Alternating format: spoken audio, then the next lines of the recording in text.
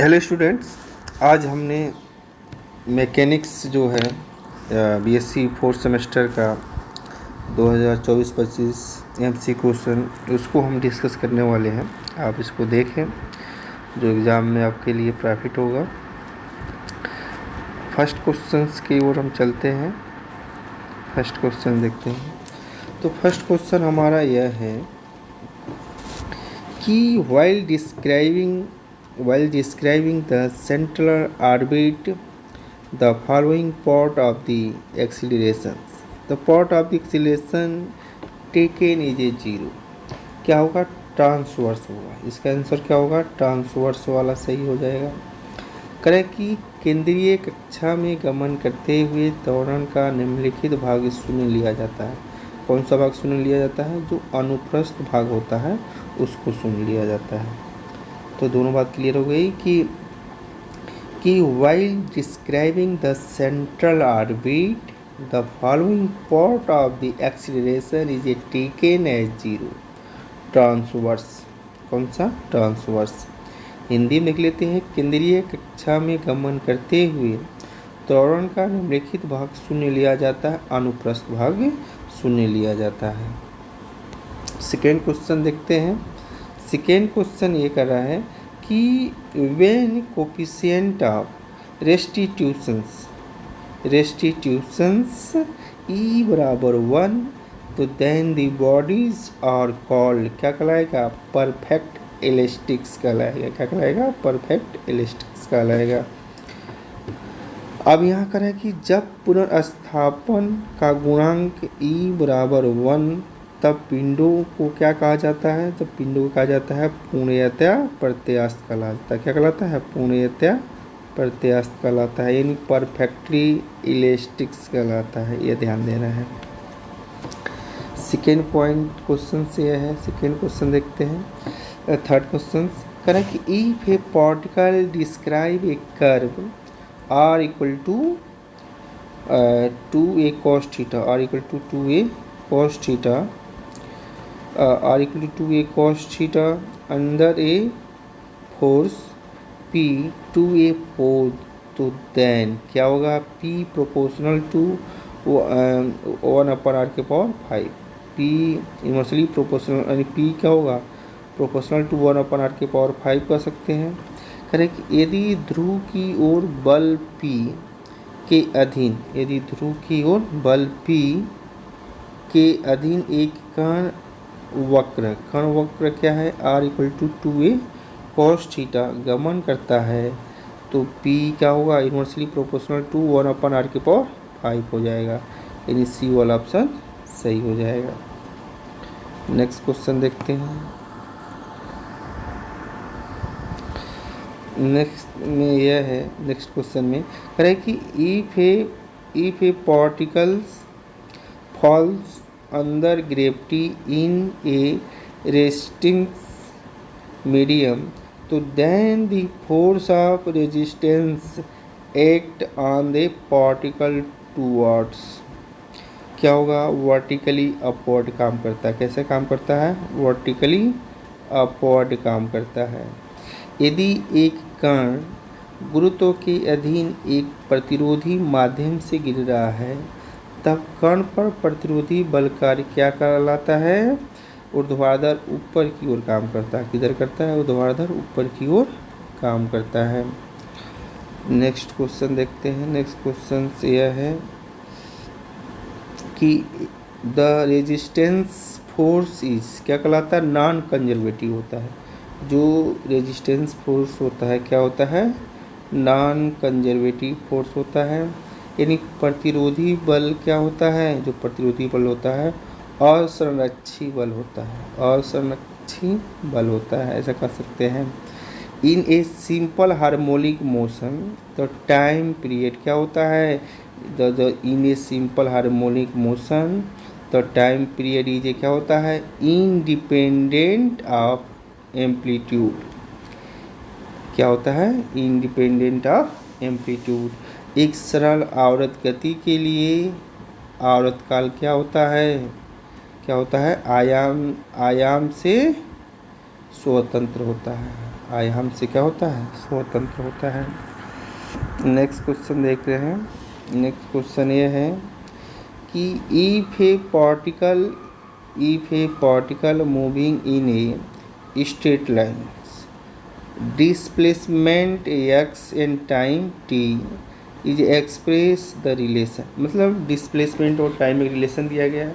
x बराबर a sin t plus b cos t then its acceleration, इसका acceleration निकालना है।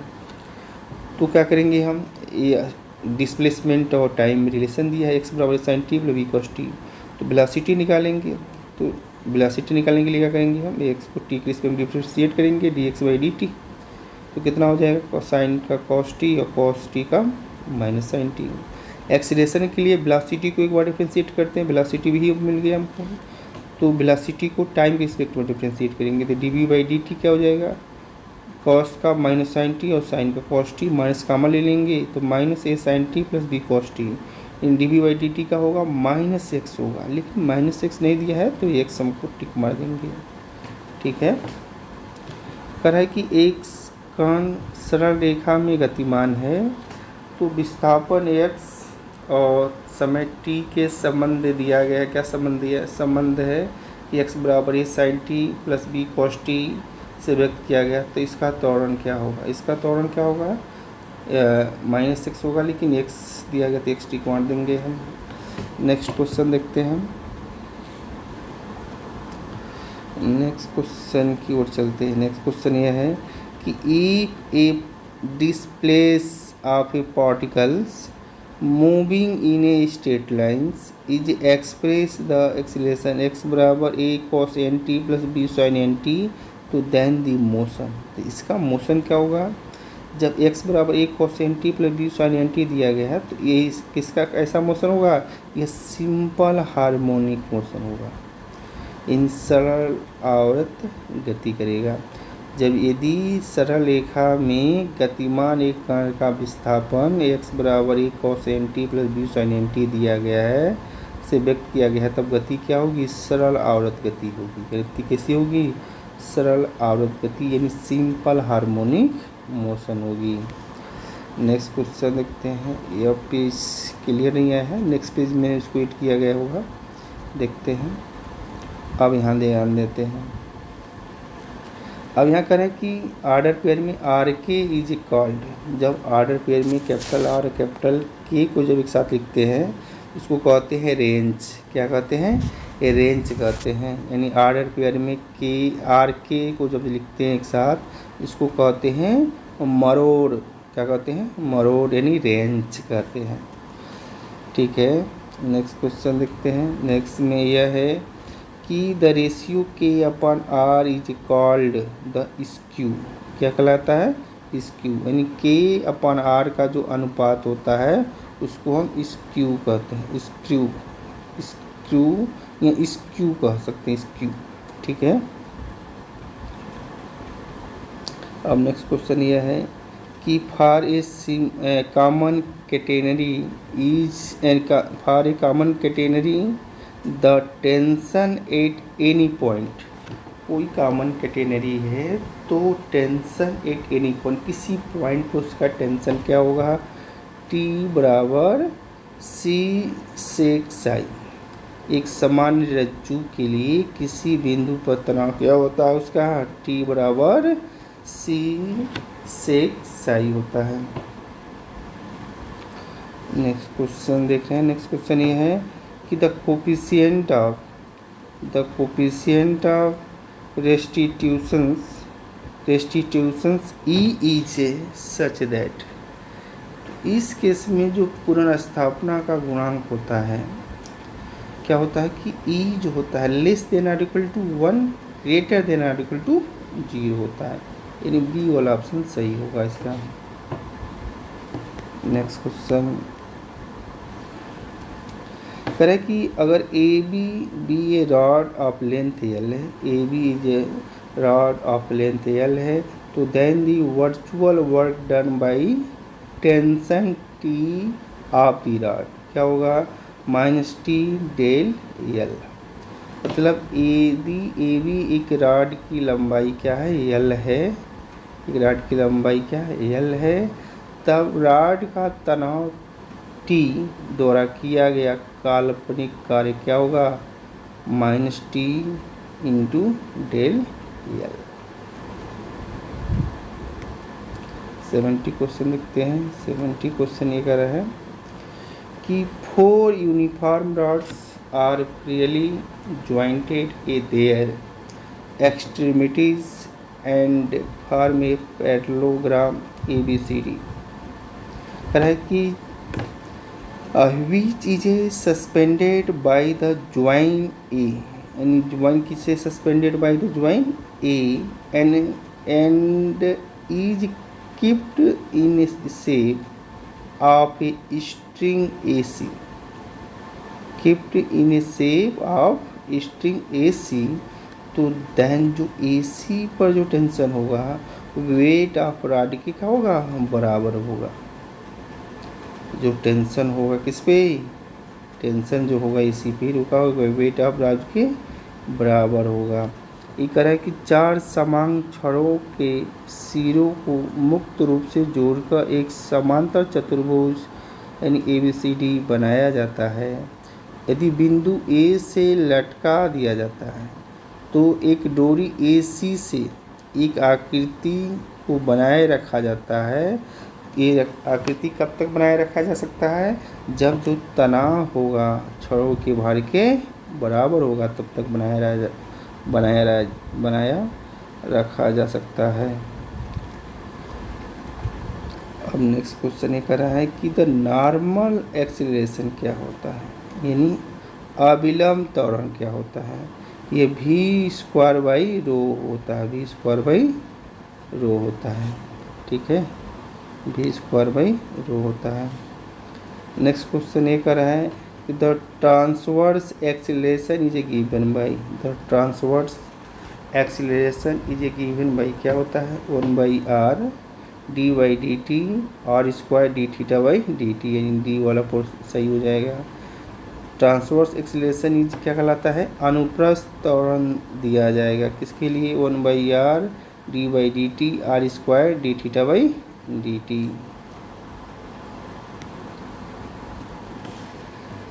अब करें नेक्स्ट क्वेश्चन की for a common catenary relation दिया गया है बिटवीन एक्स एंड साई, क्या होगा, x बराबर c log 6 साई 10 साई होगा, क्योंकि क्या होगा log 6 साई प्लस 10 साई, यानी x बराबर c log 6 Sai plus 10 Sai, और सब गलत है।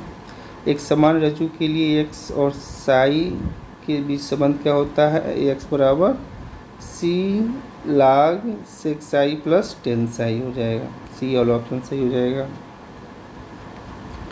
21 देखते हैं, कह रहा है कि the normal velocity at any point on A curve is क्या होता है, 0 होता है। एक वक्र के किसी बिंदु पर अविलंब वेग क्या होता है, अविलंब वेग 0 होता है। इस बात को हम ध्यान रखेंगे।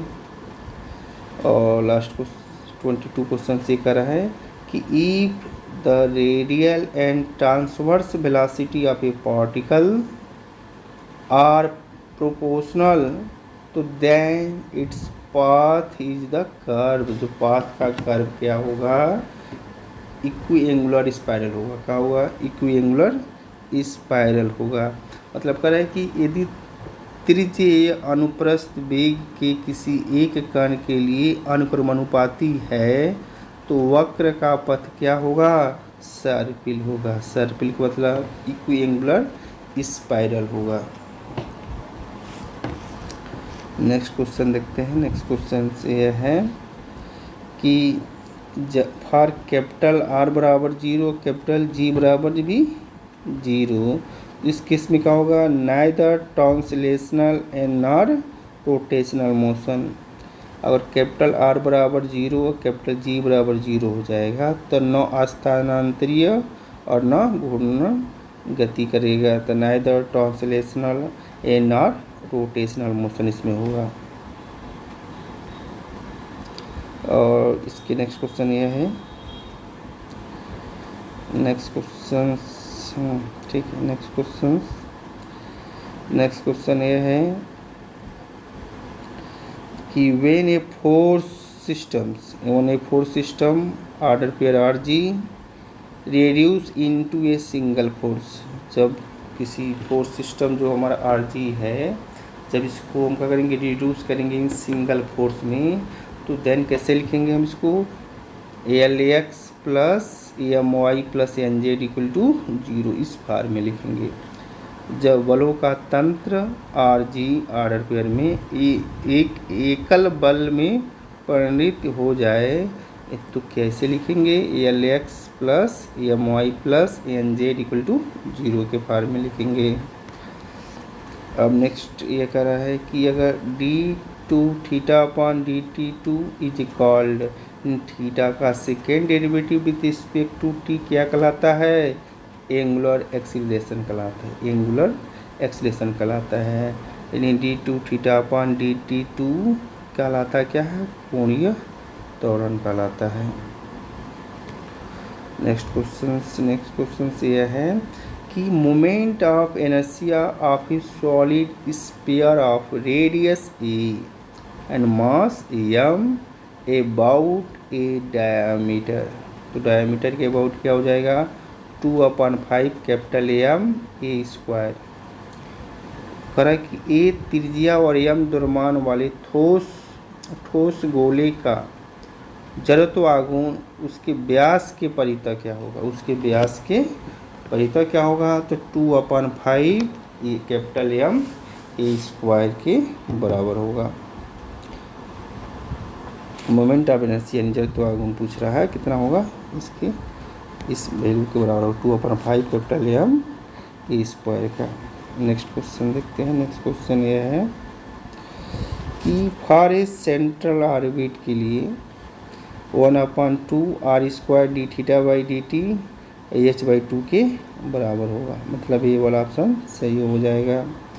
केंद्रीय कक्षा के लिए 1/2 r² d theta by D T equal to h/2 होता है, यह बात ध्यान में रखनी है। नेक्स्ट क्वेश्चन कर रहा है कि when a coefficient of restitutions E बराबर 0, देखो इसमें कई क्वेश्चन पूछा था रेस्टिट्यूशन से, करे कि when a coefficient of restitutions E बराबर 0, तो then the bodies are called इन इलास्टिक्स कहलाएगा, बॉडी का कहलाएगा इन इलास्टिक्स बोला है, इन इलास्टिक्स।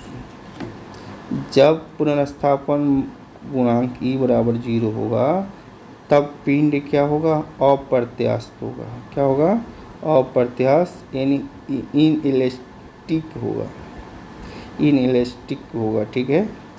नेक्स्ट क्वेश्चन देखते हैं। नेक्स्ट क्वेश्चन ये है कि फॉर ए सेंट्रल ऑर्बिट तो क्या होगा, V इक्वल टू H/P होता है, सेंट्रल ऑर्बिट के लिए V इक्वल टू H/P होता है। केंद्रीय कक्षा के लिए क्या हो जाएगा, V इक्वल टू H/P होता है।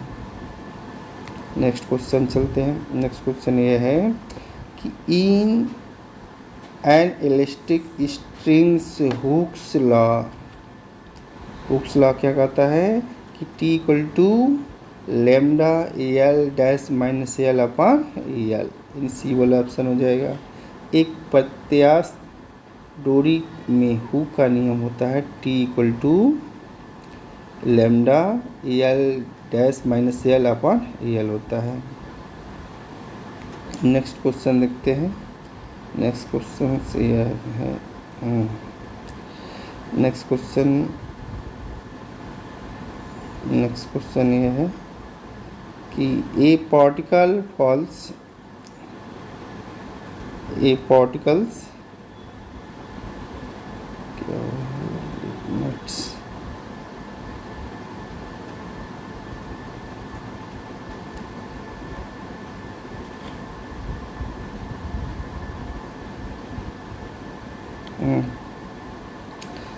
ए पार्टिकल्स फॉल्स अंडर ग्रेविटी,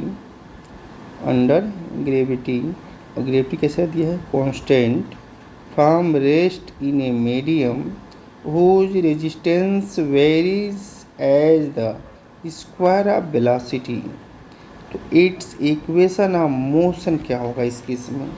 करें कि ये पार्टिकल्स फॉल्स अंडर ग्रेविटी, जो ग्रेविटी क्या है कांस्टेंट दिया गया है, तो from rest in a medium whose resistance varies as the square of velocity. ये बात ध्यान दें, स्क्वायर ऑफ वेलोसिटी। तो in equation of motion is given by क्या होगा? तो यह ऑप्शन सी वाला सही होगा इसके लिए। M D two X upon D T two equal to M G minus M K V square. देखो इसी में वेलोसिटी स्क्वायर है कि नहीं। यहाँ करा है कि एक कण मुक्त रूप से गुरुत्व यानी नियतांक के अधीन इस प्रकार गिर रहा है कि प्रतिरोध वेग के वर्ग के समानुपाती है।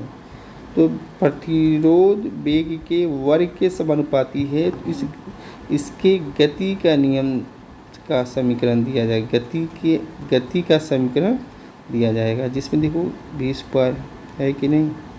ये वाला ऑप्शन सही हो जाएगा,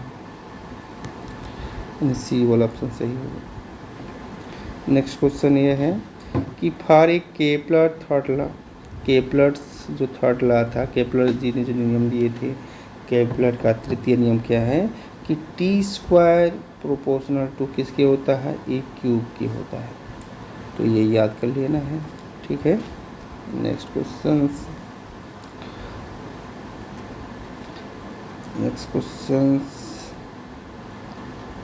ठीक है। नेक्स्ट क्वेश्चन है कि ए मोशन ऑफ ए पार्टिकल क्या है? Motion of a particle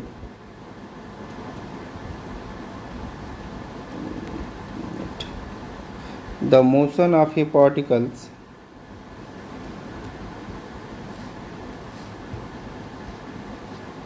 the motion of A particles the motion of a particles falling under gravity in a resisting medium, the velocity v when the downward acceleration क्या है? downward acceleration is a zero is a called a terminal velocity। करें motion of A particles falling under gravity in a resisting medium, the velocity v when the downwards acceleration is a zero is called क्या कहलाता है? Terminal velocity कहलाता है। एक कण गुरुत्व के अधीन एक प्रतिरोधी माध्यम में, किस माध्यम में? प्रतिरोधी माध्यम में गतिमान है, तो जब कण नीचे की ओर त्वरण शून्य होता है, जब नीचे की ओर उसका जो त्वरण था शून्य हो, तो भी क्या कहलाता है? भी कहलाता है सीमांत त्वरण कहलाता है। क्या कहलाता है? नहीं, भी सीमांत वेग कहलाता है। भी क्या कहलाता है? सीमांत वेग कहलाता है। ये ध्यान देना है, त्वरण नहीं भेल भी पूछ रहा ना, टर्मिनल वेलोसिटी। नेक्स्ट क्वेश्चन देखते हैं। नेक्स्ट क्वेश्चन ये है,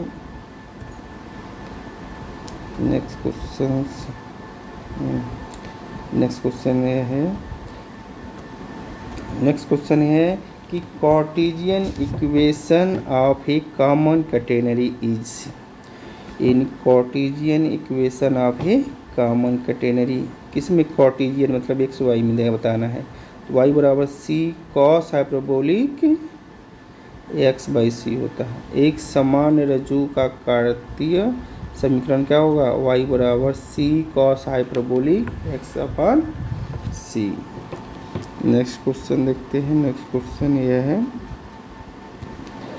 कि a particle describe a curve R square बराबर 2ab अंदर ए फोर्स एफ, फोर्स क्या है? एफ टू द पोल, तो देन जो एफ होगा वो प्रोपोर्शनल किसके होगा? 1/r की पावर 5 के प्रोपोर्शनल होगा। तो ये डी वाला ऑप्शन सही हो जाएगा। कह कि ध्रुव की ओर एक बल एफ का अधीन एक कण वक्र आर स्क्वायर 2a पर गमन करता है, तब फोर्स एफ जो होगा प्रोपोर्शनल 2 होगा 1/r के पावर 5। ठीक है। 36 क्वेश्चन देखते हैं क्या कर रहे हैं। कह रहे हैं कि एक सेंट्रल ऑर्बिट इज ऑलवेज क्या होता है? एक प्लेन कर्व होता है, एक केंद्रीय कक्षा सदैव है, एक क्या होता है, समतल वक्र होता है, प्लेन कर्व होता है। अब कह रहा है कि एक मिनट,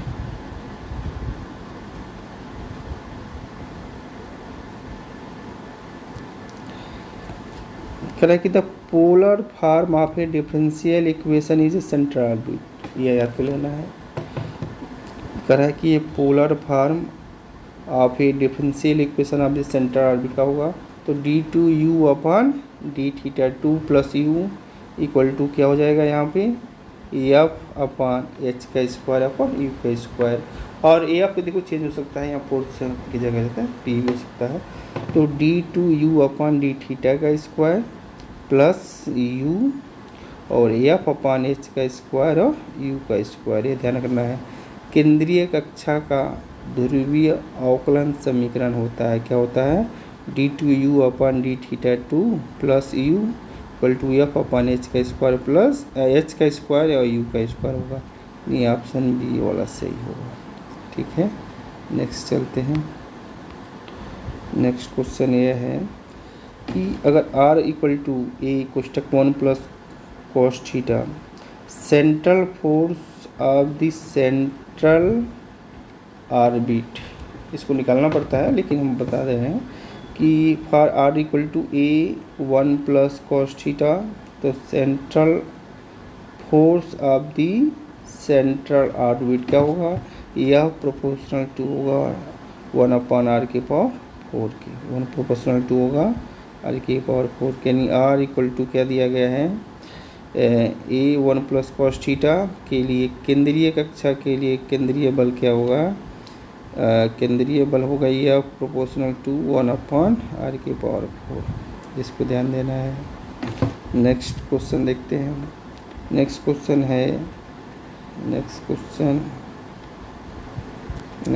है कि a particle performing simple harmonic motion तो देन मैक्सिमम एक्सीलरेशन कब होगा, मैक्सिमम एक्सीलरेशन क्या होगा, म्यू ए के बराबर होता है, यह मैक्सिमम एक्सीलरेशन होता है। करें कि एक कण सरल आवर्त गति कर रहा है तब अधिकतम त्वरण क्या होगा, म्यू ए के बराबर होगा, म्यू ए के बराबर होगा। नेक्स्ट क्वेश्चन यह है कि for a simple harmonic motion के लिए d2x upon dt2 proportional to minus X होता है, यानी x का सेकेंड डेरिवेटिव करेंगे टाइम के रिस्पेक्ट में, और प्रोपोर्शनल का होगा माइनस एक्स के क्या होता है, प्रोपोर्शनल होता है। अभी इसके जस्ट पहले भी क्वेश्चन एक आया था इस तरह का, सरल आवर्त गति के लिए d2x upon dt2 proportional to होगा किसके, माइनस एक्स के लिए, ये ध्यान देना है। करेक्ट कि एंगुलर वेलोसिटी इज गिवन भाई, एंगुलर वेलोसिटी क्या होता है, D theta by D T कहते हैं, D theta by D T जो करते हैं वो क्या होता है हमारा, एंगुलर वेलोसिटी हो जाता है, कोणीय वेग दिया जाएगा तो D theta by D T.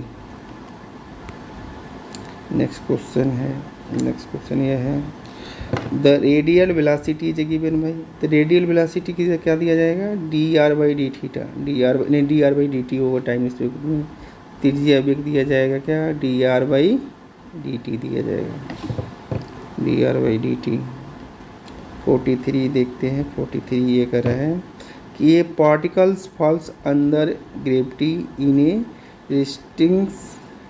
रेजिस्टिंग्स medium, तो इक्वेशन ऑफ मोशन दिया गया है M D two X upon D T two equal to M G minus M K V square दिया गया है, तो टर्मिनल वेलोसिटी कितना होगा इसका, भी स्क्वायर इक्वल टू जी अपन के, भी स्क्वायर इक्वल टू क्या होगा, जी अपन के होगा। अगर एक कण गुरुत्व के अधीन प्रतिरोधी माध्यम में गिर रहा है तो गति का समीकरण, ये तो याद करना, अभी तो पूछा गया था इसके पहले वाले क्वेश्चन में किसी में, एम बराबर D two X upon D T two equal to M G minus M K V का स्क्वायर, तो सीमांत वेग कितना होगा इसका, भी स्क्वायर इक्वल टू g/k होता है। 44 क्वेश्चन देखते हैं। कह रहा है कि the system will be in equilibrium. System कब इक्विलिब्रियम होगा? जब कैपिटल आर भी जीरो होगा, कैपिटल जी भी जीरो होगा, तो सिस्टम का होगा इक्विलिब्रियम अवस्था में होगा। तन्य साम्य अवस्था में होगा। तन्य साम्य अवस्था में कब होगा? जब हमारा आर भी जीरो और जी भी जीरो होगा। नेक्स्ट क्वेश्चन चलते हैं। कह रहा है कि for A unstable equilibrium, unstable equilibrium के लिए क्या होगा कि 1/h ग्रेटर देन हो जाएगा किससे? 1/r प्लस 1/R से। कब? जब अनस्टेबल इक्विलिब्रियम होगा उसमें ये कंडीशन मिलता है।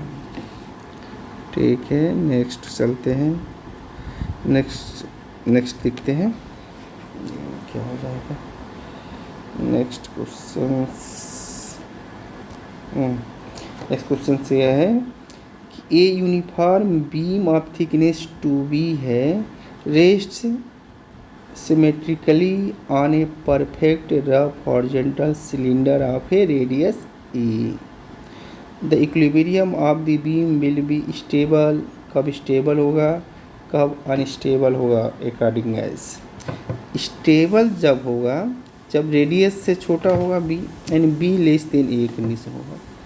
जब बी लेस देन ए होगा तो स्टेबल होगा, और जब रेडियस से बड़ा होगा बी ग्रेटर देन ए होगा तो अनस्टेबल होगा। तो पहले क्या दिया है? स्टेबल, मतलब ये condition be less than A, be less than इसमें है, तो ए वाला ऑप्शन सही हो जाएगा। ठीक है, यानी सी ऑप्शन सही था उसमें का। इसको देखते हैं।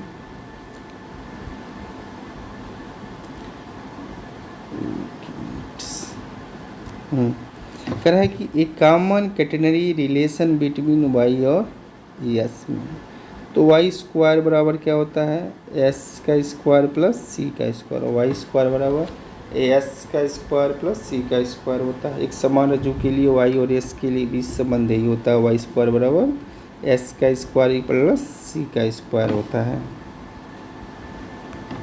नेक्स्ट क्वेश्चन 48 देखते हैं। कह रहा है कि the locus of all null lines through a fix point, the locus of all null lines through a fix point is called a null space. क्या कहलाता है? Null space. एक नियत बिंदु से जाने वाली सभी निष्प्रभावी रेखाओं का बिंदु पथ क्या कहलाता है? ये कहलाता है निष्प्रभावी तल कहलाता है। क्या कहलाता है? निष्प्रभावी तल कहलाता है। नेक्स्ट क्वेश्चन ये है कि the null point at a plane x plus Y plus Z equal to 0 for the system of force X Y Z L M N is a given by. ये कैसे देता है? ये ध्यान देना होगा। देखो सब में नीचे x plus Y plus Z रहेगा, x plus Y plus Z रहेगा। देखो अब x का यानी का अब एल में चल रहा है तो एल तो इसमें नहीं रहेगा। एल के बाद क्या है? एम और एन माइनस एम हो जाएगा। अब इसमें चलोगे सेकेंड पोजीशन में एम नहीं रहेगा, क्या होगा? एल माइनस एन हो जाएगा। थर्ड में चाहोगे इसमें एन नहीं रहेगा, क्या होगा? एम माइनस एल हो जाएगा। यह बात ध्यान में रखना है। तो इसमें कौन सा हो रहा है? देखो यही वाला ऑप्शन सही है, ये वाला ऑप्शन सही है। ठीक है, कह रहे कि ये बल निकाय X Y Z L M N के लिए तल X plus Y plus Z equal to 0 के लिए निष्प्रभावी बिंदु दिया जाएगा। निष्प्रभावी बिंदु क्या दिया जाएगा? ये वाला दिया जाएगा। ठीक, नेक्स्ट क्वेश्चन 50 है। कह रहा है कि in a central orbit at an apse. अब देखो रहा है कि in a central orbit at and apse, जो एप्स क्या होता है? D U by D theta equal to 0 होता है। उसके इसमें क्या होता है? D U by D theta क्या होगा? 0। जब केंद्रीय कक्षा के लिए अस्तब्धिका क्या होता है? D U by D theta 0 होता है। यानी एप्स जो निकालेंगे central orbit at and apse क्या होगा, D U by D theta zero होगा, ये कंडीशन। और जो उधर कुछ क्वेश्चन और है जो क्लियर नहीं थी किस पेज पे, वो यहाँ लिखा गया है, इसको समझते हैं। एक मिनट,